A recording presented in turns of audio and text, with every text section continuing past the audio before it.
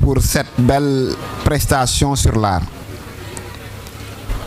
Donc j'espère qu'on va aller plus vite que prévu. Il faut savoir que les connaissances que vous avez en philosophie, ces connaissances ne sont pas restituées au baccalauréat. Au baccalauréat, on vous invite à réfléchir sur un sujet, que ça soit de dissertation ou de commentaire. Et pour la dissertation, la directive ou bien les directives de correction demandent au professeur de veiller sur 3 choses. 3 choses sont évaluées. Première chose, c'est la conceptualisation, problématisation. Notez au bac sur 7 points. Conceptualisation, problématisation. Deuxième chose, c'est l'argumentation. L'argumentation est notée au bac sur 8 points. Et troisième chose, c'est la communication. C'est-à-dire que le niveau de langue. Le niveau de langue est noté sur 5 points. Donc il y a 3 critères pour la dissertation philosophique. Conceptualisation, problématisation, noté sur 7 points. Argumentation, noté sur 8 points. Et après, il y a la communication, notée sur 5 points.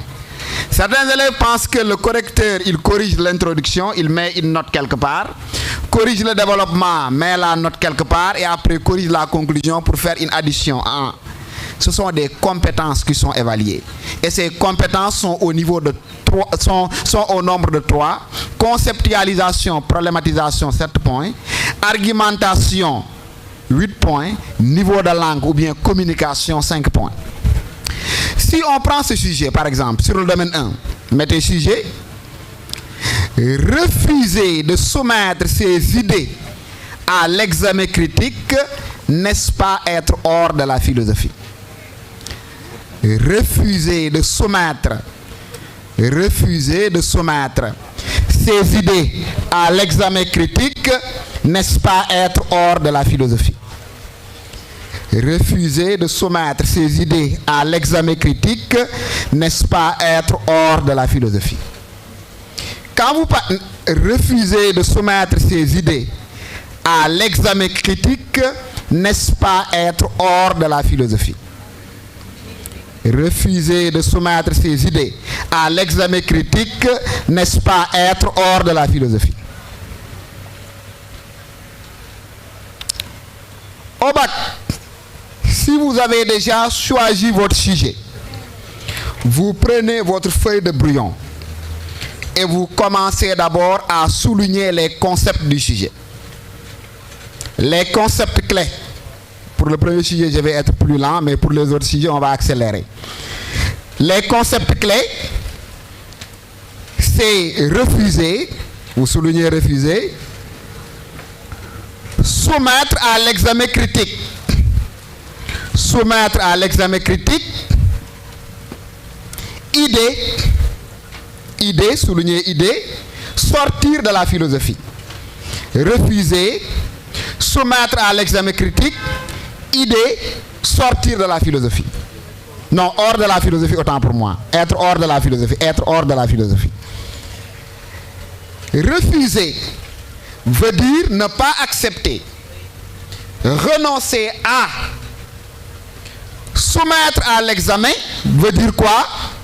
Veut dire critiquer, contester ou discuter.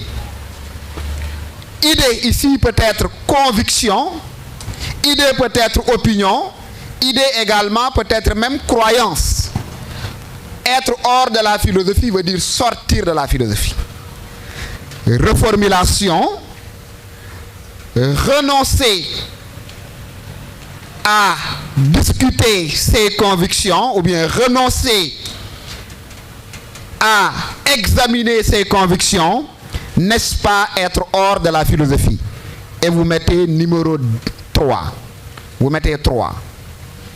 Mettez discuter, après vous mettez 3. Madame, renoncer à examiner ses convictions, n'est-ce pas sortir de la philosophie? Et vous mettez 3. Numéro 3, vous l'encadrez.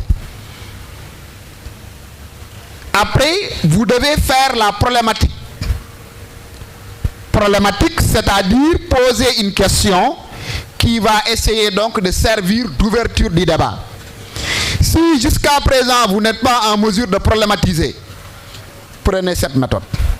Vous cherchez d'abord les concepts majeurs, c'est-à-dire quels sont les concepts majeurs du sujet. CM. Il y a d'abord le concept de philosophie. Vous mettez philosophie. Concept majeur, mettez philosophie. Après, vous cherchez le deuxième concept majeur. Le deuxième concept majeur, ça peut être idée, que nous avons remplacé ici par conviction. Donc c'est conviction. Philosophie, conviction. Philosophie, conviction. Vous avez les deux concepts majeurs, cherchez le rapport. Il y a deux types de rapports. Soit c'est un rapport d'alliance ou bien un rapport d'opposition. C'est lequel? Est-ce que le sujet oppose philosophie et conviction ou bien le sujet les allie-t-il? Bien sûr que le rapport est un rapport d'opposition. Vous êtes d'accord?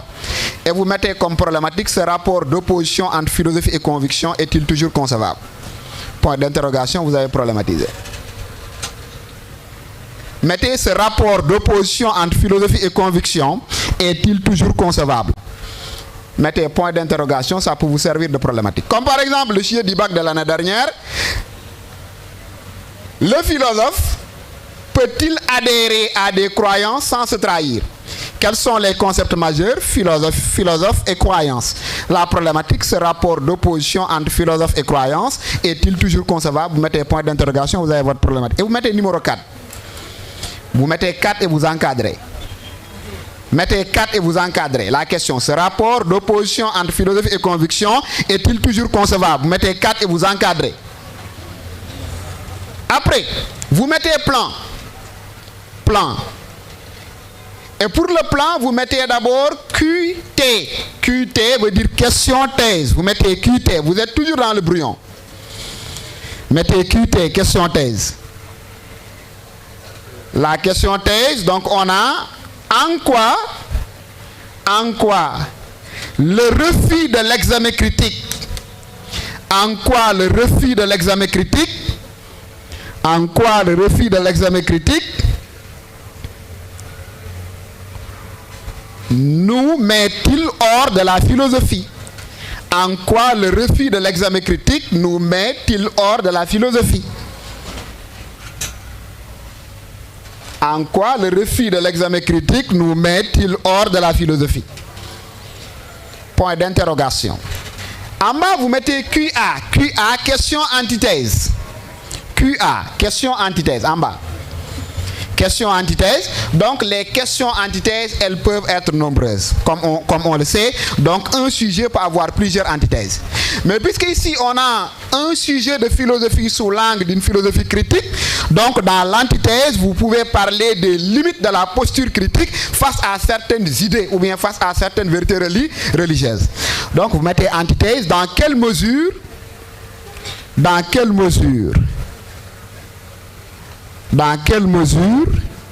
le philosophe peut-il adhérer à des idées? Peut-il adhérer à des idées? Peut-il adhérer à des idées sans se trahir? C'est-à-dire sans être en contradiction avec ses principes. Sans se trahir. Dans quelle mesure le philosophe peut-il adhérer à des idées sans se trahir? Vous mettez point d'interrogation. Vous regroupez les deux, comment ça s'appelle? Sur le plan, vous mettez 5 et vous encadrez. 5. Tout ce qu'on vient de dire, vous mettez 5 et vous encadrez. Vous retournez au sujet, le sujet lui-même, et vous mettez 2. Le sujet lui-même, vous mettez 2 et vous encadrez. On a quel numéro et quel numéro? On a quel numéro? 2, 3, 4, 5. Il reste quel numéro? 1, ça constitue quoi? Vous mettez l'entrée en matière. Mettez entrée en matière. Amenez le sujet. Comme vous avez l'habitude de l'appeler. Vous mettez amener. On est toujours dans le brouillon. Oui. Maintenant, qu'est-ce qu'il faut chercher? Vous savez que Sougou a dit ce matin que la philosophie a plusieurs définitions. Il a parlé de philosophie comme amour de la sagesse, philosophie comme connaissance de l'actualité, philosophie comme amour de la sagesse, philosophie comme réflexion critique. Il faut chercher parmi les définitions de la philosophie laquelle valide le sujet. Est-ce que vous m'avez entendu? Sougou a parlé de philosophie comme connaissance de la totalité, philosophie comme amour de la sagesse, philosophie comme réflexion critique, philosophie comme art de vivre. Parmi ces 4 définitions, laquelle valide le sujet? Réflexion critique. Donc, on va partir de la définition de la philosophie comme réflexion critique pour amener le sujet. Quand tu mets art de vivre, tu as fait hors sujet. Amour de la sagesse, tu as fait hors sujet. Connaissance de la totalité, tu as fait encore et encore hors sujet. Donc, on va passer de la définition de la philosophie comme réflexion critique. Vous mettez? On peut mettre. Mais il faut que la dimension critique de la philosophie apparaisse. Donc, vous mettez la philosophie. La philosophie est par essence. La philosophie est par essence une activité profondément critique.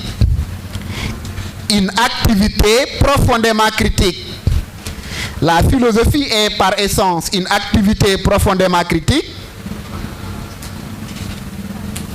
dont le moteur est le doute. Ou bien dont l'âme, dont le cœur est le doute.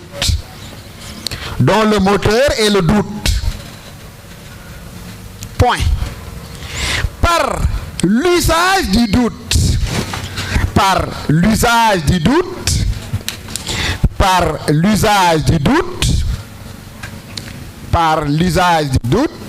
mettez virgule,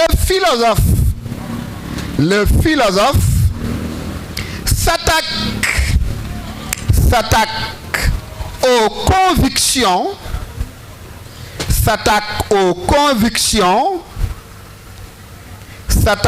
convictions et se réclame penseur libre.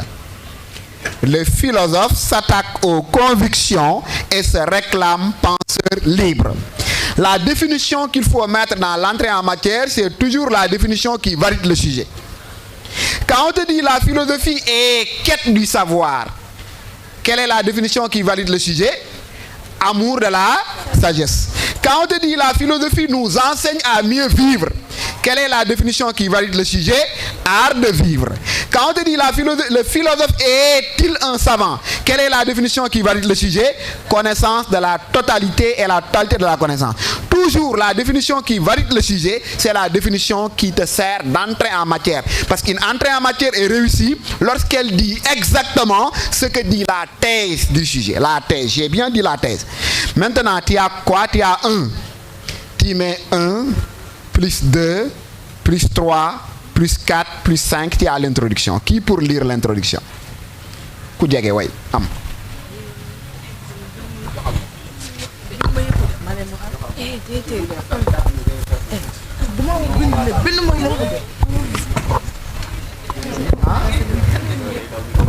S'il vous plaît. Oui. On va lire ensemble. Oui, allez-y. 1, 2, 3. 1, vous commencez par 1. 1, 2, 3.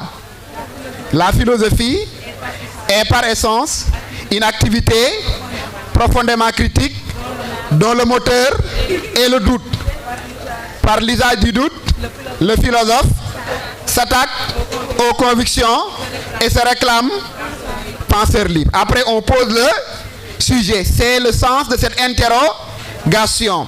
Refus de soumettre ses idées à l'examen écrit, n'est-ce pas être hors de la philosophie? On ferme les guillemets, on met point simple. Point d'interrogation, on ferme les guillemets, point simple. Autrement dit, oui, Renan, c'est à examiner ses convicts, n'est-ce pas sortir de la philosophie? Ce rapport d'opposition entre philosophie et convict est-il toujours conçu? Pour s'en convaincre, nous allons répondre à ces interrogations. En quoi le refus d'examen critique nous met-il hors de la philosophie? Dans quelle mesure le philosophe peut-il adhérer à des idées sans se trahir. C'est comme ça qu'on fait une introduction. Il ne faut jamais commencer introduction directement. Il faut faire pas à pas. Il faut commencer d'abord par sortir les mots-clés, définir les mots, et utiliser les définitions pour dire le sujet autrement sans dire autre chose, sortir les concepts majeurs, le rapport, poser la question problématique, poser la question thèse, poser la question antithèse, s'appuyer sur la définition qui valide le sujet pour faire l'entrée en matière, combiner les 5 points pour avoir une introduction. Et après, vous prenez votre copie à rendre. Écrivez le sujet d'abord, après avoir mis vos informations personnelles. Écrivez le sujet, et après avoir écrit le sujet, sautez 2 lignes.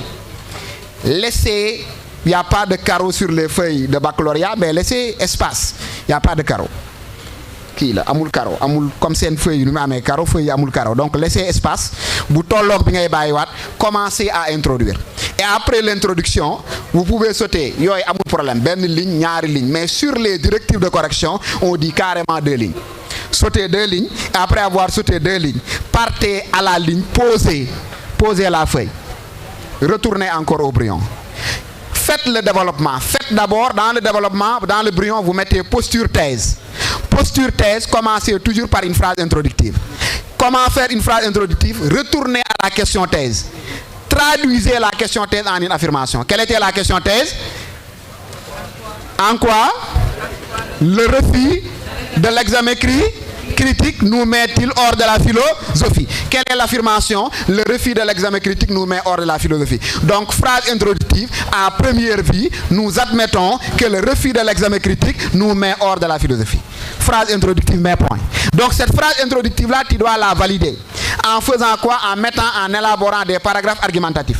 Premier paragraphe argumentatif, tu peux t'appuyer sur la dimension critique de la philosophie, qui fait que la philosophie est une réflexion critique, qui remet en question les certitudes, qui remet en question les vérités préétablies, dans la mesure où il n'y a de philosophie que là où il y a contestation et remise en question. Illustration, Martien Towa. La philosophie se traite, non, en philosophie, aucune idée, si vénérable soit, n'est reçue avant d'être passée au crible de la pensée mettez un point. Partez à la ligne. Un connecteur logique d'addition pour entamer la deuxième partie. Par ailleurs, en outre, en plus, donc, et vous évoquez pourquoi le refus de la critique également nous met hors de la philosophie. Parce qu'avant l'avènement de la philosophie, l'homme était confiné dans une attitude de vénération miette. Il avait un esprit chameau pour parler comme Nietzsche. D'accord? Pourquoi? Parce qu'il était dans l'état de minorité. Par état de minorité, Kant entend l'incapacité à se servir de sa propre raison. Mais dès qu'on commence à philosopher, on rompt avec leur acquiescement et on commence donc à penser par nous-mêmes. Cette différence entre philosophie et non-philosophe a été établie par Bertrand Russell. Il dit que celui qui n'a aucune teinture de philosophie traverse l'existence prisonnier de préjugés, dérivé du sens commun, de croyances habituelles à son temps et à son pays et de convictions qui ont grandi en lui sans la coopération ni le consentement critique de la raison. Tu fermes les guillemets et tu mets point. Tu dois faire une conclusion partielle de cette première partie. Bref, ou bien en résumé, donc la philosophie rejette la soumission dans la mesure où elle se présente comme une activité essentiellement critique. Et tu prends la feuille, tu recopies d'abord cette première partie, tu mets un point. Après avoir terminé, tu fais une phrase de transition toutefois et tu amènes la question antithèse. Toutefois, n'arrive-t-il pas que le philosophe se soumet à des idées sans pour autant se trahir? Point d'interrogation. À la ligne, effectivement, ou bien évidemment, la philosophie a des limites par rapport donc à la posture critique. Et pour montrer cela, il faut convoquer donc les limites de la raison. Montrer que le philosophe, il utilise la raison pour douter, pour critiquer, mais cette raison-là, elle n'a pas accès à toutes les vérités. La raison humaine, elle est bornée, comme le disent les philosophes religieux, à l'image de Blaise Pascal. D'où pour Pascal, il faut douter là où il faut douter et se soumettre là où il faut se soumettre.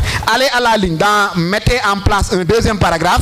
Par ailleurs, lorsque le philosophe refuse de limiter donc sa critique, il est victime d'une censure sociale, ce que vous l'avez dit tout à l'heure donc dans son exposé. Autrement dit, il est victime d'une sanction. C'est le cas de Socrate qui a été condamné à boire la ciguë pour avoir, dit-on, manqué de respect au dieu de la cité. Après cette deuxième partie, tu fais la conclusion partielle. Bref, le philosophe, même si douter, philosopher revient à douter, le fait ne doit pas douter de tout. Pourquoi? La raison dont il fait usage, semble être borné et n'a pas accès à toutes les vérités. Prends ta copie, recopie exactement ce que tu as déjà mis donc dans le brouillon, mets un point, saute 2 lignes, alinéa, commence ta conclusion. Pour la conclusion, c'est le bilan. Le bilan de quoi? Le bilan de la première partie et le bilan de la deuxième partie. N'oublie pas que tu avais fait le bilan à travers donc les conclusions partielles. Si tu veux, conclusion partielle 1 plus conclusion partielle 2. Pour Mouyom, c'est en résumé, mais donc, en résumé pour résumer la première partie, mais pour résumer la deuxième partie, donc pour donner ta réponse personnelle.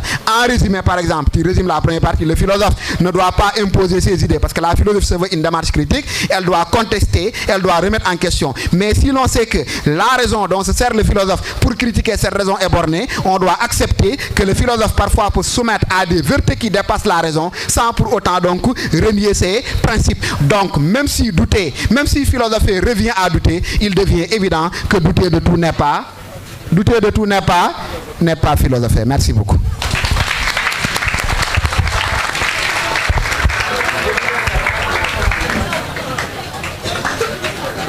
Merci, Monsieur Sow. C'est bon, merci.